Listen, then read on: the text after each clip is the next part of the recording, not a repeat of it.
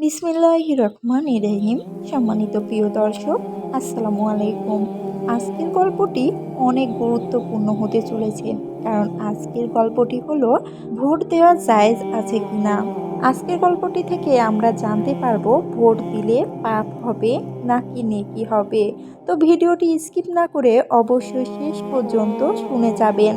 পবিত্র কোরআন যেভাবে মিথ্যা সাক্ষ্য প্রদানকে হারাম করেছে, একইভাবে সত্য সাক্ষ্য দেওয়াকে জরুরি ও আবশ্যকীয় বলে নির্ধারণ করে দিয়েছেন।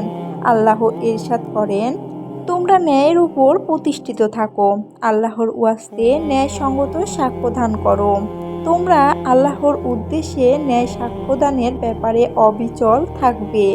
আয়াতে মুসলমানদেরকে প্রতি সত্য সাক্ষ্যদানকে ফরজ করে দেওয়া হয়েছে, যেন কেউ তা থেকে বিরত থাকার চেষ্টা না করে।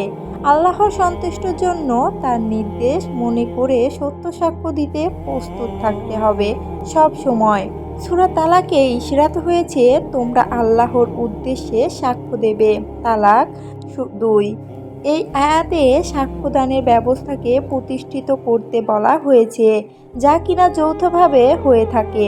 আরেকটি আয়াতে ইশরাত হয়েছে, তোমরা সাক্ষ্য গোপন করবে না, আর যে তেমনটি করবে তার অন্তর পাপারাশিতে বিষাক্ত হয়ে পড়বে।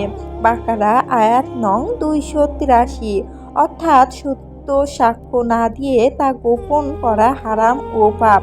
সব আয়াতে সত্য সাক্ষ্য দেওয়াকে মুসলমানের প্রতি ফরজ বলে দেওয়া হয়েছে। সুতরাং কোনোভাবেই মুসলমানরা সত্য সাক্ষ্য দিতে পিছপা হবেন না। এজন্য প্রতিটি অঞ্চলের কেন্দ্রে আসনে যাকে অপরাপর প্রার্থীর তুলনায় নেককার বা সৎ মনে হয় তাকে ভোট দেওয়া ছাড়া বিকল্প নেই। অবশেষে বলা যায়, ভোট গুরুত্বপূর্ণ একটি বিষয়। ভোট বিষয়ে কোরআন সুন্নাহর আলোকে বিষয়টি স্পষ্ট হয়ে গেছে যে অত্যাচারী, পাপাচারী ও বেশ্টিক লোককে ভোট দিলে পাপের কারণ হয়ে থাকে। ঠিক তেমনি একজন সত্য ও যোগ্য ব্যক্তিকে ভোট দেওয়াতে সওয়াবও রয়েছে। শুধু তাই নয়, বরং তা একটি শরীয়ত নির্দেশিত যৌথ বা সমষ্টিক ফরজও বটে।